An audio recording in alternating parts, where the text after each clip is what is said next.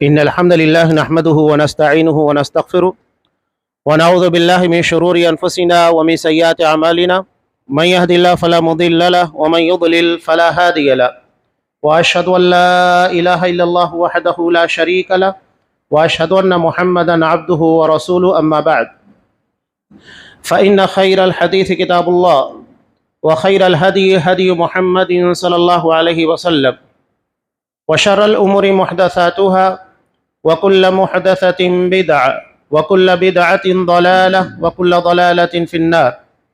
أعوذ بالله السميع العليم من الشيطان الرجيم. بسم الله الرحمن الرحيم. يا أيها الذين آمنوا اتقوا الله حق تقاته ولا تموتن إلا وأنتم مسلمون. يا أيها الناس اتقوا ربكم الذي خلقكم من نفس واحدة وخلق منها زوجها وبث منهما رجالا كثيرا ونساء واتقوا الله الذي تساءلون به والأرحام إن الله كان عليكم رقيبا. يا أيها الذين آمنوا اتقوا الله وقولوا قولا سديدا يصلح لكم أعمالكم ويغفر لكم ذنوبكم ومن يطع الله ورسوله فقد فاز فوزا عظيما. وقال ربنا آتنا من لدنك رحمة وهيئ لنا من أمرنا رشدا. وقال رب إني لما أنزلت إلي من خير فقير. تمام قسموں کی تعریفات اللہ رب العالمین وحدہ لا شریک له لائق و زیبا ہے، جو ساری کائنات کا تنہا خالق و مالک ہے، اور بے شمار درود و سلام ہو اللہ کے آخری نبی جناب کریم محمد رسول اللہ صلی اللہ علیہ وسلم کی ذات مقدسہ پر۔ محترم سامعین، عزیز ماں اور بہنوں،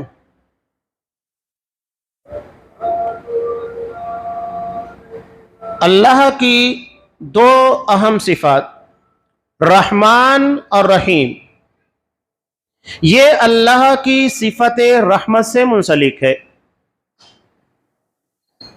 رحمان یعنی بہت زیادہ رحم کرنے والا، رحیم یعنی جو رحمت سے ہمیشہ جڑا ہوا ہو، رحمت سے کبھی خالی نہ ہو۔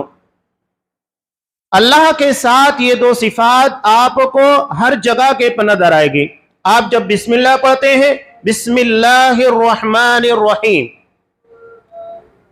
اللہ کے نام سے جو بڑا رحم کرنے والا اور بہت ہی زیادہ رحم کرنے والا ہے، بہت زیادہ رحم کرنے والا اور ہمیشہ رحم کرنے والا۔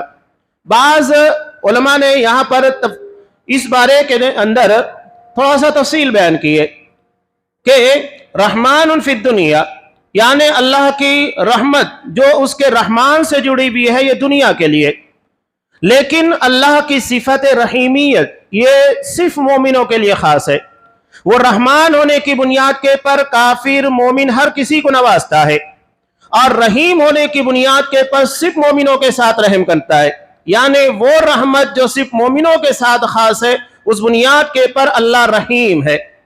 اسی لیے کہ اللہ نے خود بیان کیا وَكَانَ بِالْمُؤْمِنِينَ رَحِيمًا، اللہ مومنوں کے ساتھ رحیم ہے، لیکن اللہ نے رحمان کے تعلق سے یہ نہیں کہا کہ اللہ مومنوں کے ساتھ رحمان ہے۔ تو رحمان کی بنیاد کے پر آپ دیکھیے کہ دنیا میں کفار ہیں، مشرکین ہیں، اور اللہ کو نہیں ماننے والے، اس خالق کائنات کا ہی انکار کرنے والے بہت سارے لوگ ہیں۔ اللہ ہر کسی کو نوازتا ہے اور اسی رحمت کی بنیاد کے پر عطا کر رہا ہے۔ یہاں ابتدا میں ایک اہم بات بتاتا چلوں۔ ایک ہے اللہ کی صفت رحمت، اور دوسری ہے وہ رحمت جو کہ مخلوق ہے۔ جیسا کہ بخاری وغیرہ میں نبی کریم صلی اللہ علیہ وسلم نے جب ایک قیدی عورت کے تعلق سے آپ صلی اللہ علیہ وسلم نے دیکھا، اصحاب کرام نے بھی اس منظر کو دیکھا تو بیان کیا کہ قیدیوں میں ایک عورت تھی جو اپنے بچے کی تلاش میں تھی، اسے جو بھی بچہ نظر آ جاتا اسے اپنے سینے سے لگا لیتی، یہاں تک کہ اس کا اپنا بچہ مل گیا تو اسے انتہائی مشقت، انتہائی محبت کے ساتھ، شفقت کے ساتھ اپنے سینے سے لگا لیا۔ آپ صلی اللہ علیہ وسلم نے اس منظر کو دیکھا، صحابہ بھی دیکھ رہے تھے، کہا کہ بتاؤ کیا یہ ماں اپنے بچے کو آگ میں جھونک سکتی ہے؟ کہا کہ نہیں، وہ تو اپنے بچے کی تلاش میں سرگرداں تھی، دوسرا بچہ مل جاتا اسے بھی اپنے سینے سے لگا لیا کرتی، تو یہ کیسے ممکن ہے کہ وہ اپنے بچے کو آگ میں جھونک دے؟ نہیں ہو سکتا۔ آپ صلی اللہ علیہ وسلم نے کہا کہ اللہ اس ماں سے کہیں زیادہ رحم کرنے والا ہے، بلکہ آپ نے کہا کہ اللہ نے رحمت کے 100 حصے کیے اور ایک حصہ اس نے روئے زمین کی طرف اتارا، جس کی بنیاد کے پر ایک چوپایا اپنے پیر کے نیچے اگر اس کا بچہ آ جاتا ہے تو پیر کو ہٹا لیتا ہے، یہ اسی رحمت کی بنیاد کے پر ہوتا ہے، یہ اللہ کی رحمت ہے۔ تو اللہ کی رحمت جو اس کی صفت سے منسلک ہے، اور وہ رحمت جسے اللہ نے پیدا کیا، پیدا کرنے کے بعد اس کے 100 حصے کیا، دونوں کے درمیان فرق ہے۔ اللہ کی صفت رحمت مخلوق نہیں ہے، اور وہ رحمت جسے اللہ نے بندوں کے درمیان تقسیم کیا ہے، پیدا کیا ہے، دونوں کے درمیان فرق ہے۔ ایک صفت رحمت جو اللہ کی ذات سے منسلک ہے، جس کی بنیاد پر اللہ رحمان ہے، اللہ رحیم ہے، اور ایک وہ رحمت جسے اللہ نے پیدا کیا اور پیدا کرنے کے بعد اسے مخلوق کے درمیان تقسیم کر دیا۔ یہ دونوں الگ الگ جدا جدا رحمتیں ہیں۔ ہم اللہ کی پیدا کی مخلوق کو اس کی صفت سے نہیں جوڑ سکتے، اس لیے کہ اللہ کی صفات ازل سے ہے، جب سے اللہ ہے اس کی تمام صفات ہے، یہ فرق یاد رکھیے گا۔ اب رحمت کے تعلق سے، یہ رحم سے بنا ہے، اور عربی زبان میں اور خاص طور سے قرآن و حدیث کے اندر آپ کو جہاں پر رحیم، رحم یا اولو الارحام اس طرح کے الفاظ ملیں گے، یہ سارے کے سارے ایک دوسرے سے جڑے ہوئے ہیں، قریب المعنی ہوتے ہیں۔ صلہ رحمی کہا جاتا ہے، صلہ کا مطلب ہوتا ہے جوڑنا، رحم سے بنا ہوا ہے رحمی، یہ کس بنیاد کے پر ہے؟ اسی رحمت کی بنیاد پر۔ عربی زبان میں رحم، رحم مادر کو کہا جاتا ہے، اور اسی جگہ سے پیدا ہونے والے بھائی بہن کس بنیاد کے پر ایک دوسرے کے پر رحم کرتے ہیں، ایک دوسرے سے محبت کرتے ہیں؟ اس رحم کی بنیاد کے پر کہ ایک جگہ سے ان لوگوں کی پیدائش ہوئی اور ایک ہی جگہ سے ان لوگوں نے اپنے بچپن میں رزق کو حاصل کیا ہے، تو یہ رحمت کی بنیاد ہے۔ اسی لیے ان لوگوں کو کہا جاتا ہے ذوی الارحام، یعنی جو رحم سے جڑے ہوئے ہیں۔ اب یہاں ایک ضمناً ایک بات اور بھی ہے قابل غور، شریعت کی اصطلاح میں ذوی الارحام ان لوگوں کو کہا جاتا ہے، ایسے رشتہ داروں کو جو کبھی ہم سے کٹ نہیں سکتے، بھائی ہے، بہن ہے، چچا ہے، ماما ہے، اور اس طرح کے جو رشتہ دار ہیں یہ کبھی ہم سے نہیں کٹ سکتے، اور نہ ہی ان لوگوں کو ہم کاٹ سکتے ہیں۔ رشتہ داریاں کبھی ختم نہیں ہوتی ہے۔ ہاں، وہ رشتہ داریاں جو بعد میں پیدا ہوتی ہے ازدواجی زندگی کے بعد، وہ تو قائم رہتی ہے، ختم بھی ہو جاتی ہے۔ دو الگ الگ رشتہ داری ہیں۔ قرآن مجید نے سسرالی رشتہ داریوں کو رحم نہیں کہا ہے، کیوں؟ اس لیے کہ وہ رحم یعنی ماں سے نہیں جڑے ہوئے، ایسی رشتہ داریوں سے نہیں جڑے ہوئے جو کبھی ختم نہیں ہوتی۔ دو طرح کی رشتہ داریاں، ایک جو کبھی نہ ختم ہونے والی ہے، ایک وہ ہے جسے ہم قائم رکھنا چاہے تو قائم رہتی ہے، مٹا دینا چاہے تو مٹ جاتی ہے، جو کہ میاں بیوی کے ازدواجی رشتے کی بنیاد کے پر قائم ہوتی ہے۔ ہر کسی کے ساتھ احسان ہوگا، لیکن شریعت کی اصطلاح جدا جدا ہے، ہر معنی کے اعتبار سے، مفہوم کے اعتبار سے۔ رحمت یہ اللہ تبارک و تعالیٰ کی صفت سے منسلک ہے، اور زندگی کا کوئی مرحلہ ایسا نہیں ہے کہ جہاں پر ہم اللہ کی رحمت کے بغیر جی سکیں، کوئی مرحلہ ایسا نہیں ہے۔ ہر مرحلے کے پر انسان اللہ کی رحمت کا محتاج ہے۔ جب ہم سورہ کہف پڑھتے ہیں، سورہ کہف کے اندر 2 اہم واقعات کا تذکرہ، 3 ہے جس میں سے 2 اہم واقعات قرآن مجید نے دونوں کے تعلق سے کہا کہ رحمتم من عندک، کہ یہ اللہ کی رحمت کی بنیاد کے پر ان لوگوں کے ساتھ کیا گیا۔ واقعہ کیا تھا کہ جب حضرت موسیٰ علیہ السلام اور حضرت خضر ایک بستی کے اندر داخل ہوئے، ایک دیوار جو گلنے کے بالکل قریب تھی اسے سیدھا کر دیا۔ حضرت موسیٰ علیہ السلام نے کہا کہ اگر چاہتے تو اس کے پر اجرت لے سکتے تھے۔ تب حضرت خضر نے اس کا اصل واقعہ بیان کیا کہ اس دیوار کو میں نے بغیر اجرت کے کیوں سیدھا کیا۔ کائنات میں بہت ساری چیزیں ایسی ہو رہی ہیں جو ہمیں لگتا ہے ظاہری اعتبار سے کہ ایسا نہیں ہونا چاہیے، لیکن اس کے پیچھے کی جو باتیں ہوتی ہے جسے ہم پس منظر کہتے ہیں، بیک گراؤنڈ کہتے ہیں، جو ہمارے علموں میں نہیں ہوتا، یہ اللہ کے علموں میں ہوتا ہے۔ اور انہی واقعات کے ذریعے اللہ یہ بتانا چاہتا ہے کہ بہت ساری چیزیں وَعَسَىٰ أَن تَكْرَهُوا شَيْئًا وَهُوَ خَيْرٌ لَكُمْ، بہت ساری چیزیں تو جسے تم ناپسند کرتے ہو وہ تمہارے لیے بہتر ہے، اور یہ بھی ہوتا ہے کہ بعض چیزیں جسے ہم پسند کر رہے ہیں وہ ہمارے لیے بری ہوتی ہیں، اس لیے کہ ہمارا شعور، ہمارا علم اتنا پختہ نہیں ہے۔ 3 واقعات پیش آئے تھے، جس میں سے ایک اہم واقعے کی جانب حضرت خضر نے اشارہ کرتے ہوئے کہا تھا کہ اس دیوار کو جسے میں نے سیدھا کیا تھا، اس دیوار کے نیچے 2 یتیم بچوں کا خزانہ موجود تھا۔ ان کے ماں باپ انتقال کر چکے تھے۔ وَكَانَ أَبُوهُمَا صَالِحًا، ان دونوں کے ماں باپ نیک تھے، اور ان کی نیکی کی بنیاد کے پر ان کے دنیا میں جانے کے بعد بھی اللہ نے ان لوگوں کے مال کی حفاظت کی ذمہ داری لی۔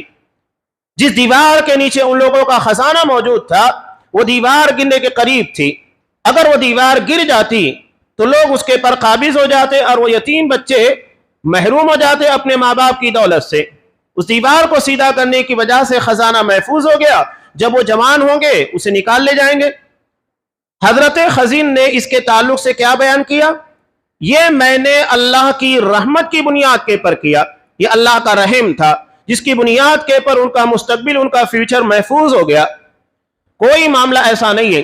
سورہ کہف کی ابتدا میں بھی اللہ نے 7 نوجوانوں کے تعلق سے جو بات بیان کی اور جن کی انتہائی اہم دعا کو قرآن نے نقل کیا۔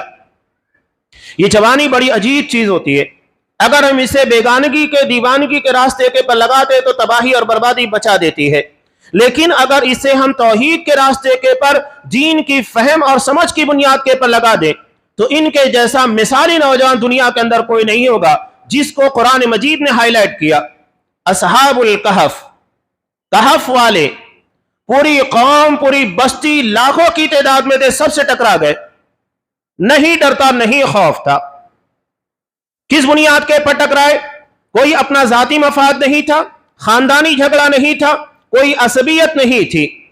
ان لوگوں کا اپنی قوم اور پوری بستی سے جو مقابلہ آرائی تھی، اللہ کی توحید، اللہ کے دین کی بنیاد کے پر تھی، اس بنیاد کے پر ٹکرا گئے۔ اس کا مطلب یہ ہے کہ نوجوانوں کا عقیدہ صحیح ہونا بہت ضروری ہے۔ اگر ان کے عقیدہ اور منہج کے اندر خرابی پیدا نہیں ہوتی ہے تو دنیا میں ان سے بہترین جماعت آپ کو کوئی نظر نہیں آئے گی۔ ابتدا میں بھی آپ صلی اللہ علیہ وسلم کے پر ایمان لانے والے کون تھے؟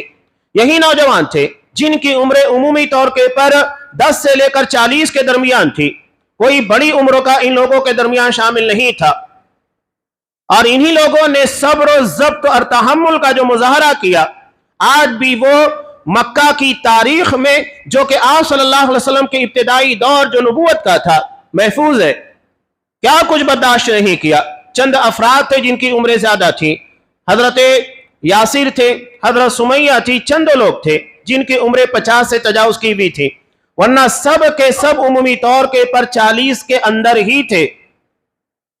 تو یہ نوجوان جن کا تذکرہ اللہ نے کیا، اپنی قوم کو سمجھاتے تھے، بادشاہ کے سامنے جا کر کھڑے ہو گئے، مقابلہ کیا، کہا کہ ہؤلاء قوم اتخذوا من دونی آلہۃ، یہ لوگ ہیں جنہوں نے اللہ کو چھوڑ کر معبود بنائے۔ کیوں یہ لوگ دلیل پیش نہیں کرتے؟ ڈنکے کی چوٹ کے پر دلیل پیش کیجئے، ماننے کے لیے تیار ہے۔ ڈنڈے کی بنیاد کے پر، ڈنڈے کی زور کی بنیاد کے پر ہمیں منوانا چاہے، ماننے کے لیے تیار نہیں۔ دلیل ہونا چاہیے جس کی بنیاد کے پر ہم بات مانے، نہیں پیش کر سکے۔ اللہ نے صاف کہا کہ شرک کے پر کوئی دلیل اللہ نے اتاری نہیں ہے، تو کہاں سے وہ دلیل پیش کرتے؟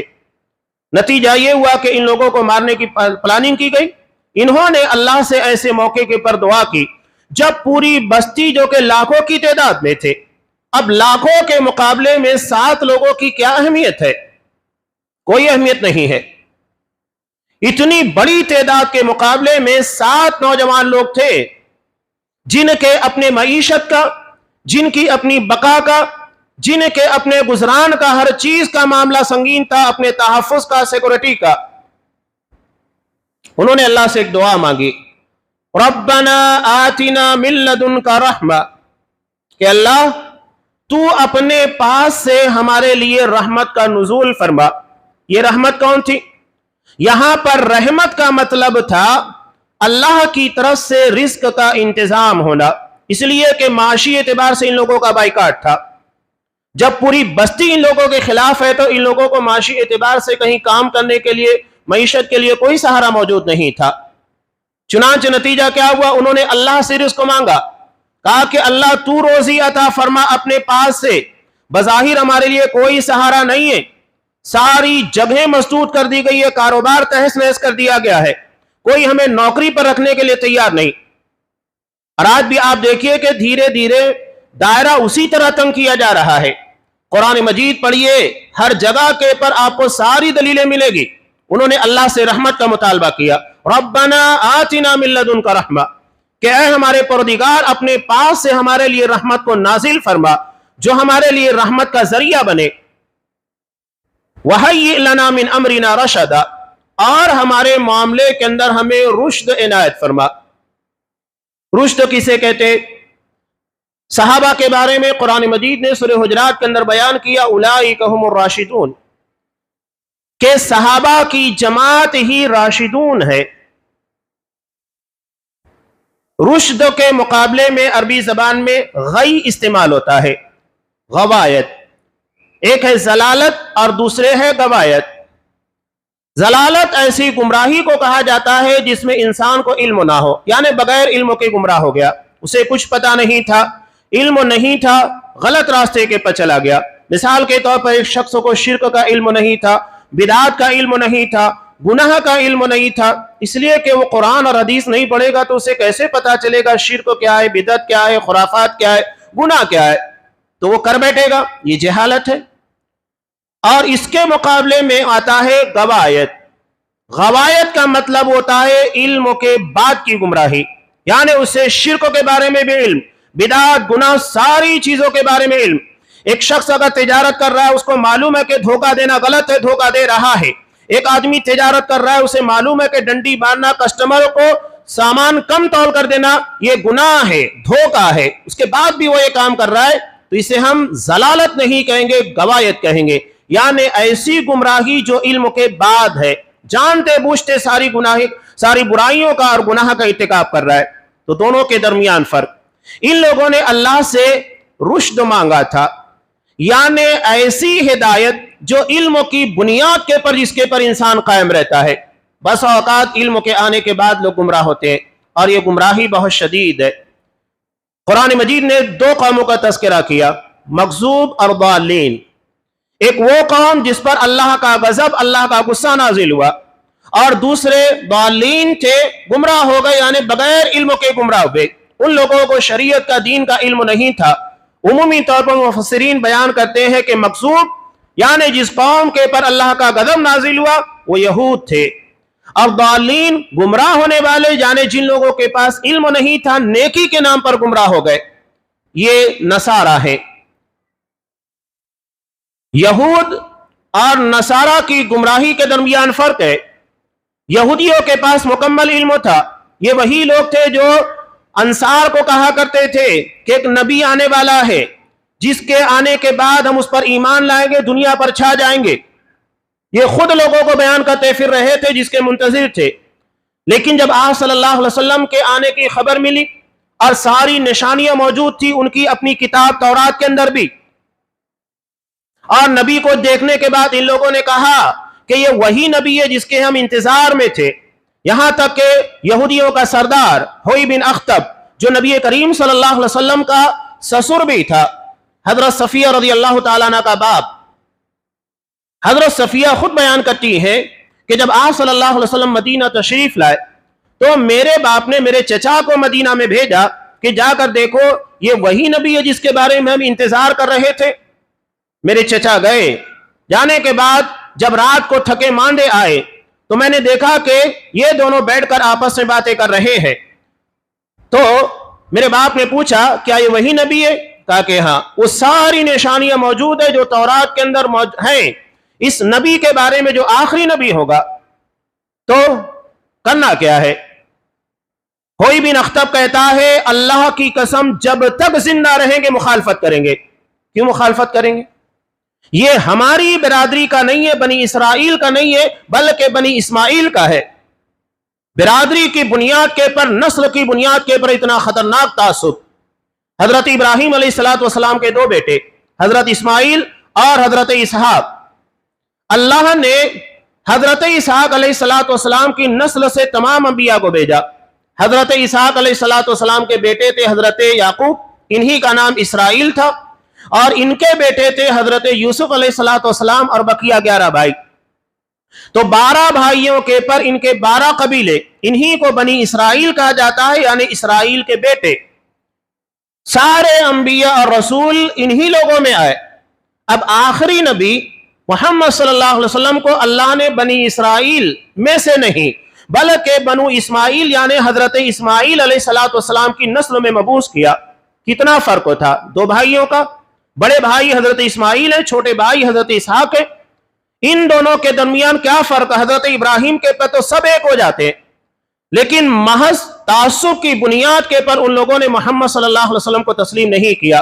اور آج تک آپ دیکھیے کہ اسلام کے قبول کرنے میں یہودیوں کی تعداد آپ کو سب سے کم نظر آئے گی، اس لیے کہ یہاں علم کے بعد کی گمراہی ہے، سب معلوم ہے، اس کے بعد گمراہ ہوئے۔ یہ گمراہی بہت شدید ہوتی ہے۔ سورہ آل عمران میں اللہ نے اسی لیے بیان کیا، دعا ہمیں سکھلائی۔ اللہ سے یہ دعا ہر مومن کو مانگنا چاہیے، ربنا لا تزغ قلوبنا بعد اذ ہدیتنا، کہ اے ہمارے پروردگار ہمارے دلوں کو ہدایت کے ملنے کے بعد ٹیڑھا مت کر دینا۔ یہ بہت اہم دعا ہے، اس لیے کہ علم کے آنے کے بعد جو گمراہی ہوتی ہے بہت شدید ہوتی ہے۔ یہ انکار حدیث کا فتنہ کہیے، مسلکی تعصب کہیے، کیا علماء کو علم نہیں ہے؟ لوگ کہتے ہیں کہ اتنے بڑے بڑے علماء کیا غلط ہیں؟ تو ہم بھی یہی کہتے ہیں، کیا نبی کے زمانے میں عبداللہ بن ابی نہیں تھا؟ کیا اسے معلوم نہیں تھا کہ محمد صلی اللہ علیہ وسلم کون؟ کیا یہودیوں کا علم نہیں تھا جو انتظار میں تھے کہ محمد صلی اللہ علیہ وسلم کون؟ ان سے بڑا عالم کون؟ قرآن جن کے بارے میں کہتا ہے یعرفونہ کما یعرفون ابناءہم، آپ صلی اللہ علیہ وسلم کو ایسے پہچانتے تھے جیسا کہ ایک باپ اپنے بیٹے کو پہچانتا ہے، لیکن ایمان نہیں لائے۔ تو یہ ضروری نہیں ہے کہ معرفت اور علم کے بعد کوئی شخص آپ کے اوپر صحیح طور پر ایمان لائے۔ اس کی سب سے بڑی مثال یہود ہے، نہیں لائے اور آج تک مخالفت نبھا رہے ہیں، جن کے بارے میں قرآن نے کہا کہ لَتَجِدَنَّ أَشَدَّ النَّاسِ عَدَاوَةً لِلَّذِينَ آمَنُوا الْيَهُودَ، تم اہل ایمان کا سب سے شدید دشمن یہود کو پاؤ گے، حالانکہ سب سے زیادہ علم رکھنے والے وہی اور سب سے بڑے دشمن بھی وہی۔ تو یہ گمراہی بہت خطرناک ہوتی ہے۔ تو یہاں پر ان نوجوانوں نے اللہ سے دعا مانگی تھی کہ ربنا آتنا من لدنک رحمہ، کہ اللہ ہمارے لیے رزق کا انتظام کر جو رحمت کی شکل میں ہو، اپنے پاس سے ہو، خاص تیرے فضل کی بنیاد کے پر ہو، کہیں اور سے وہ چیز نہ ہو، بغیر کسی کے سہارے کے عنایت فرما۔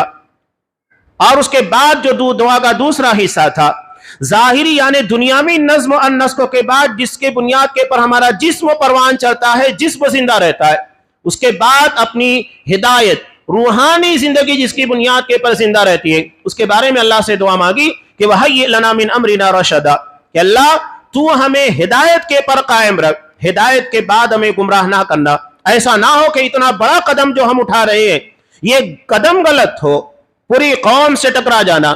مومن جو ہوتا ہے نیکیوں کے کرنے کے بعد بھی تھوڑا سا گھبراتا ہے، کہیں میں کوئی غلط کام تو نہیں کر رہا ہوں، میرے کام میں کوئی خامی تو نہیں رہ گئی ہے۔ یہی دراصل اس کے تقوی اور پرہیزگاری کی دلیل ہے۔ یہ نہیں کہ نیکیاں تھوڑی سی کرنے کے بعد انسان بہت کچھ سوچنے لگ جائے اور یہ سمجھے کہ ان نیکیوں کی بنیاد کے پر ہم بہت متقی اور پارسا بن گئے، نہیں۔ حضرت عمر فاروق کہتے ہیں کہ اللہ میری تمام نیکیوں کو قبول کرے اور اس کی بنیاد کے پر مجھے صرف جہنم سے نجات دے دے، یہ میرے لیے سب سے بڑی کامیابی ہوگی۔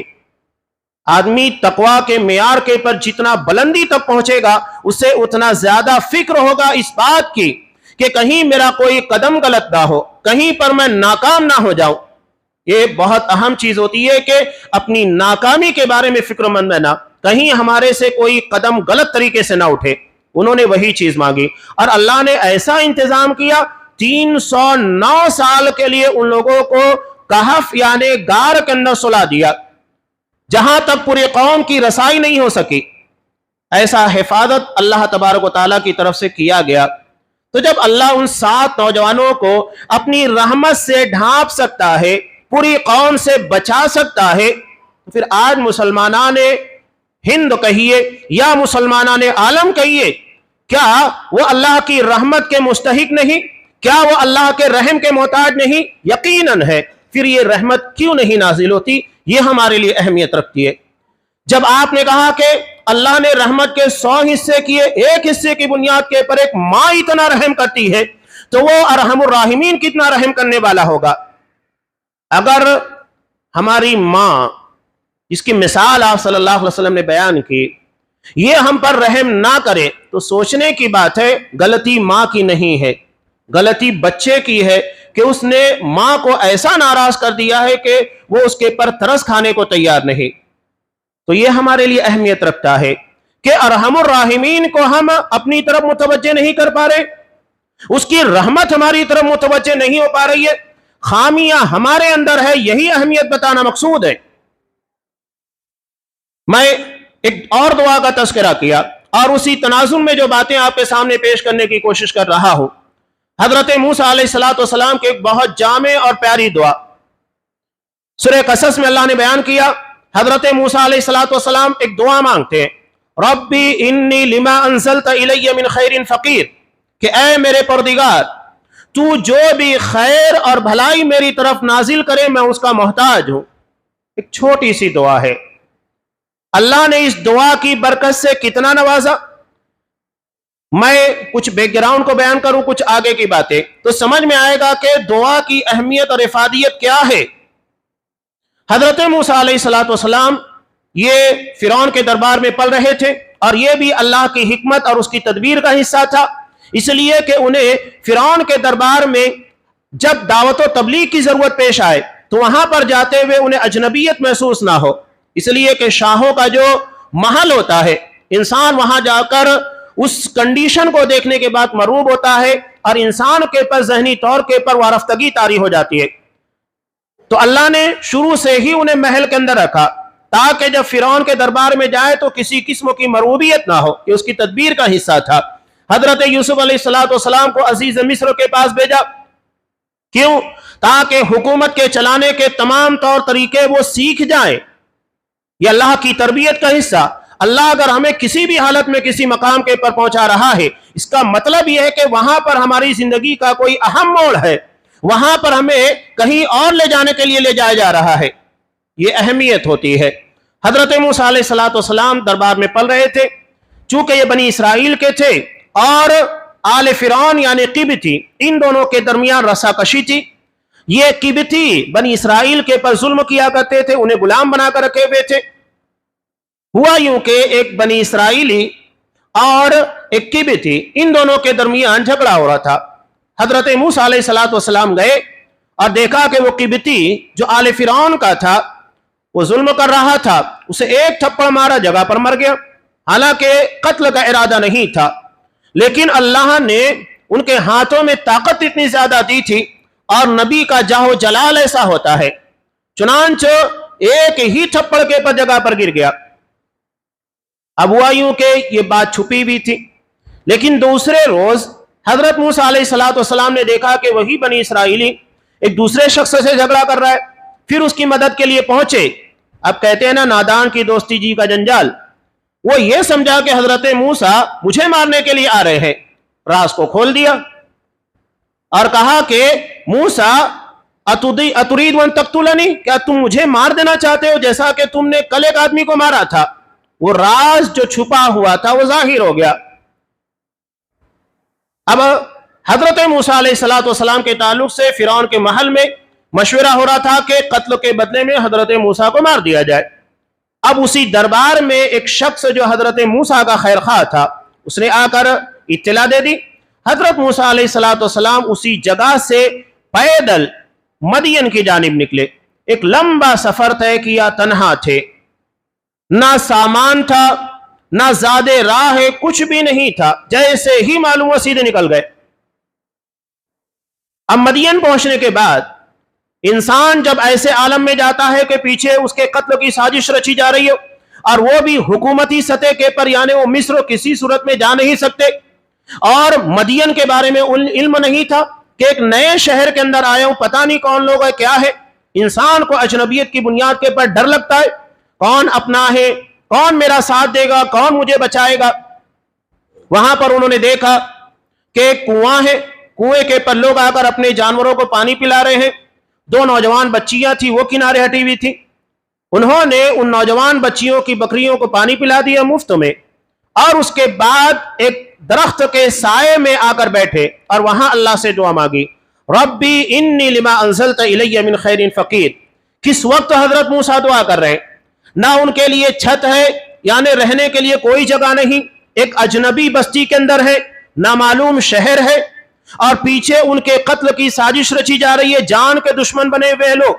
اتنی ساری مصیبتوں کے عالم میں حضرت موسیٰ وہاں پر پہنچے ہیں اور اللہ سے دعا مانگ رہے، پروردگار جو بھی خیر، جو رحمت تو نازل کر دے، میں اس کا محتاج ہوں۔ بے بسی کا عالم تھا، ہر اعتبار سے بے بس تھے۔ ہم تو اتنے بے بس نہیں، اللہ نے ہمیں مکان عطا کیا ہے، افراد عطا کیے، سب کچھ ہے، کیا ہم حضرت موسیٰ علیہ السلام کی طرح بے بس ہے جب انہوں نے اللہ سے دعا مانگی تھی؟ نہیں، وہ حالت ہمارے پر نہیں ہے۔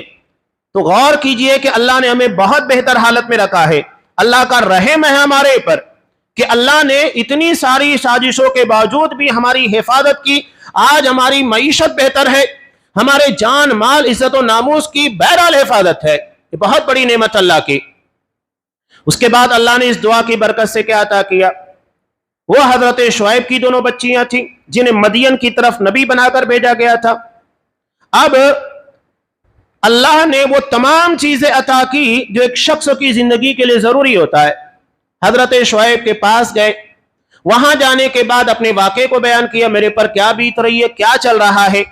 تو انہوں نے کہا کہ ڈرنے کی کوئی ضرورت نہیں، نجوت من القوم الظالمین، تم ظالم لوگوں سے نجات پا چکے ہو۔ انسان جس بات سے ڈر رہا ہے پہلے اس بات کی جانب انہیں مطمئن کیا، کوئی ضرورت نہیں ڈرنے کی، بالکل مطمئن ہو کر ہمارے پاس رہو۔ مکان مل گیا، کام کرنے کے لیے 10 سال کی سروس مل گئی کہ تمہیں خادم کی حیثیت سے ہمارے گھر میں رہنا ہوگا، بکریاں یہ سب ساری چیزیں تمہیں سنبھالنی ہوگی، یہ بھی ہو گیا، کھانے پینے تمام چیزوں کا نظم۔ اللہ نے بیوی بھی عطا کر دی، کہا کہ میں ان 2 بچیوں میں سے ایک کا آپ کے ساتھ نکاح کرنا چاہتا ہوں، وہ بھی ہو گیا۔ جب سب کچھ مل گیا، مدت گزار لی، اللہ نے نبی بنا کر انہیں مصر کی طرف بھیجا۔ ایک دعا کی برکت سے پوری زندگی کہاں سے کہاں پہنچ گئی۔ بس اللہ یہی چاہتا ہے کہ بندہ اقرار کرے کہ اللہ تیری رحمت کا میں محتاج ہوں۔ انسان اللہ کے سامنے جتنا زیادہ محتاجگی کا اظہار کرے گا اتنا زیادہ اللہ کی توحید نکھر کر آئے گی۔ اللہ کہتا ہے یا ایھا الناس انتم الفقراء الی اللہ، لوگو تم سب اللہ کے در کے بھکاری ہو۔ تو اللہ چاہتا ہے کہ بندہ اس سے مانگے۔ زندگی کا کوئی موڑ ایسا نہیں ہے جو اللہ کی رحمت اور اللہ سے بن مانگے گزرتا ہو، زندگی کا ہر موڑ اللہ کے سامنے محتاجگی کی دلیل ہے۔ اب ایسے میں ہمیں غور کرنا ہے کہ جب وہ اتنا رحیم ہے، اتنا کریم ہے، اس نے کافروں کو، یہودیوں کو، کفار کو، ہر کسی کو نوازا ہے، تو مسلمانوں کو کیوں نہیں؟ یہ ہماری اپنی خطا ہے۔ ان لوگوں کے مقابلے میں ہمارے پر ذمہ داری زیادہ ہے، اس لیے کہ ہم اللہ کو مانتے ہیں، وہ نہیں مانتے۔ ہم مان کر اگر اللہ کے ساتھ گناہ کا کام کریں، اللہ کی نافرمانی کریں تو رب ناراض نہیں ہوگا تو کیا ہوگا؟ آج ہم شرک کر رہے ہیں، بدعات میں ڈوبے ہوئے، شرک معمولی گناہ جس کے بارے میں اللہ صاف کہتا ہے ان اللہ لا یغفر ان یشرک بہ، اللہ قطعا شرکوں کو معاف کرنے والا نہیں۔ غیر اللہ کے در کے پر جا کر ہم دعائیں مانگیں، اللہ کو چھوڑ کر غیر اللہ سے امیدیں وابستہ کریں جن کے بارے میں اللہ صاف کہتا ہے کہ وہ تمہاری کوئی دعا سننے والے نہیں، جس کے مثال قرآن مجید بیان کرتا ہے کہ یہ ایسے ہی ہے کہ تم پانی کے سامنے کھڑے ہو کر ہاتھ اٹھا کر یہ تمنا کر رہے ہو کہ پانی تمہارے ہونٹوں تک آ جائے، کبھی نہیں ہو سکتا۔ یہ ہماری حالت ہے۔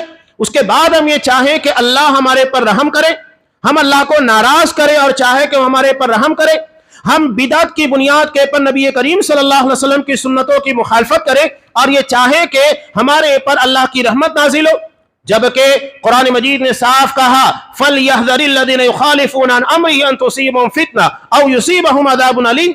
لوگوں کو ڈرنا چاہیے، خبردار رہنا چاہیے۔ جو نبی کے حکم کی مخالفت کرتے ہیں، آج ہماری نماز، ہمارے روزے، معاملات، ہر چیز کے پر نگاہ ڈالیے، کہاں کہاں نبی کی سنت کی اتباع ہے اور کہاں کہاں مخالفتیں ہیں۔ قرآن کہہ رہا ہے کہ نبی کے حکم، نبی کے طریقے کی مخالفت، نتیجہ کیا ہوگا؟ ان یصیبہم فتنہ، تمہیں آزمائشوں میں اللہ کی طرف سے اترنے والے عذاب میں گھیر لیا جائے گا، یا تو دردناک عذاب تمہارا انتظار کر رہا ہے۔ اس کے بعد ہم یہ سمجھے کہ اللہ کی رحمت ہمارے پر نازل ہوگی، ہم شرک بھی کریں، بدعات بھی کریں، اور وہ تمام گناہ جس سے شریعت نے منع کیا ہے۔ ہماری تجارت کے اندر سود داخل ہے، جس کے بارے میں قرآن مجید کہتا ہے کہ اگر تم سودی لین دین نہیں کرتے فَأْذَنُوا بِحَرْبٍ مِّنَ اللَّهِ وَرَسُولِهِ، اللہ اور اس کے رسول سے اعلان جنگ ہے۔ جب اعلان جنگ کر رہے ہیں اللہ اس کے رسول سے، تو رحمت نازل ہوگی۔ کیسے نازل ہوگی؟ ہم نے رحمت کے دروازوں کو بند کر دیا ہے، تو رحمت کہاں سے نازل ہوگی؟ ان دروازوں کو کھولنا ہوگا جن دروازے سے رحمتیں نازل ہوتی ہے، برکتیں اترتی ہیں۔ تو یہ ہمارے لیے بڑا اہم مسئلہ ہے، ان تمام چیزوں پر توجہ دی جائے، اور اللہ ان دروازوں کو یا اپنی رحمت کو ہمارے پر کچھ روک کر خبردار کرنے کی کوشش کرتا ہے۔ ہمارے جسم بھی ابھی اگر کسی قسم کی بیماری پیدا ہوتی ہے تو اس کی علامتیں ظاہر ہونا شروع ہوتی ہے، کہیں آپ کا سر درد کرے گا، کہیں پیٹ درد کرے گا، کہیں کچھ درد ہوگا، اس کا مطلب ہے کہ جسم میں کوئی فالٹ ہے، تبھی یہ ہو رہا ہے۔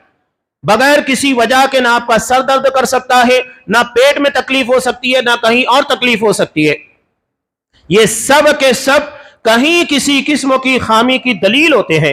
تو اللہ کی طرف سے بھی اگر رحمتیں اور برکتیں ہمیں لگتا ہے کہ نہیں اتر رہی ہے، ہم پریشان حال ہیں، تو قرآن نے صاف کہا کہ ان چیزوں پر غور کرو کہ کہاں پر کس جگہ کے پر فالٹ ہو رہا ہے، تو ہمیں سمجھ میں آئے گا، اور ان چیزوں کو بند کرنے کی کوشش کرو۔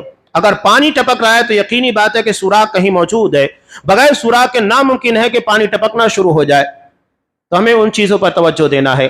اس کے بعد دیکھیے وہ رحمان ہے، وہ ماں سے کہیں زیادہ رحم کرنے والا۔ ماں ترس کھا جاتی ہے ذرا سی حالت دیکھنے کے بعد، وہ کیوں نہیں کھائے گا؟ ہمیں ناراضگی کو ختم کرنے کے اسباب کے پر توجہ دینا ہے، ان سوراخوں کو بند کرنا ہے جو ہماری نیکیوں کو ضائع کرنے کا ذریعہ بنتے ہیں۔ اس کے بعد دیکھیے کہ اللہ کی رحمتیں اور اس کی برکتیں کیسے نازل ہوتی ہے۔ اللہ صاف کہتا ہے ما یفعل اللہ بعذابکم، اللہ تمہیں عذاب دے کر کیا کرے گا؟ کیا اللہ ہمارا دشمن ہے؟ نہیں، وہ تو بڑا رحم کرنے والا ہے۔ وہ کفار، مشرکین، یہود و نصارہ ہر کسی کو عطا کر رہا ہے، وہ ہمیں کیوں نہیں عطا کرے گا؟ قرآن کہتا ہے ان شکرتم وآمنتم، اگر تم اللہ کے شکر گزار بندے اور اس پر ایمان لانے والے بن جاؤ، اللہ یقیناً ہمارے پر ان ساری مصیبتوں کو، سازشوں کو، سب چیز کو ختم کر سکتا ہے۔ کوئی چیز اللہ کے علم کے باہر نہیں ہے۔ جو ہمارے خلاف جو کچھ بھی کر رہا ہے وہ سب اللہ کے علم میں ہے۔ وہ چاہے تو پل بھر میں حالات کے رخ کو کہاں سے کہاں کر دے، سب اختیار اس کے پاس ہے۔ وہ قادر ہے، ہر چیز کے پر قدرت رکھنے والا، وہ قوی ہے، سب سے طاقتور ہے، ہر چیز اللہ کے اختیار میں۔ اللہ تبارک و تعالیٰ سے دعا ہے کہ پروردگار ہمیں اپنی خامیوں اور ان ساری چیزوں کے پر توجہ دینے کی توفیق عنایت فرما جس سے تیری رحمتیں اور تیری برکتیں ہم سے روٹھ جاتی ہیں۔ پروردگار ان تمام اسباب کو تلاش کرنے اور اس کا سدباب کرنے کی توفیق دے جس کی بنیاد کے پر تو ناراض ہوتا ہے۔ پروردگار یقیناً ہم خطاکار گنہگار ہیں، لیکن تو غفار ہے، بڑا رحم کرنے والا، بڑا معاف کرنے والا۔ تو اپنی اسی غفاریت کی بنیاد کے پر ہمارے پر اپنی مغفرت کی چادر کو تان دے، گناہوں کو بخش دے، چاہے وہ شرک ہو، بدعت و خرافات، ہر چیز سے ہمیں بچنے کی توفیق عنایت فرما۔ کوئی بھی گناہ ہو پروردگار، ہر گناہ کے پر تو اپنی رحمت کی چادر کو تان دے۔ پروردگار ہم بھی اس حالت میں ہی ہیں قریب قریب جو حضرت موسیٰ علیہ السلام نے، تیرے پیارے بندے نے تجھ سے دعا مانگی تھی کہ پروردگار جو خیر بھی تو نازل فرما، میں اس کا محتاج ہوں۔ پروردگار ہم ہر زندگی کے لمحے کے پر تیرے خیر کی، تیری رحمت کے محتاج ہیں۔ تیری رحمت اور تیری برکتوں کے بغیر زندگی کا کوئی گزران نہیں۔ پروردگار تو رحیم ہے، تو رحمان ہے، ہمارے پر رحم فرما، ہمارے گناہوں کے پر رحم فرما اور ہماری سیئات کو حسنات کے اندر تبدیل کر دے۔ پروردگار جو بیمار ہے انہیں شفاء کاملہ عاجلہ عطا فرما۔ پروردگار جو قرض دار ہے انہیں اپنے قرض کے ادا کرنے کی سبیل پیدا کر دے۔ جو پریشان ہیں ان کی زندگیوں کے اندر آسانیاں پیدا فرما۔ جب تک ہمیں دنیا میں رکھ، اسلام کے پر اور ہمارا خاتمہ ایمان کے پر فرما۔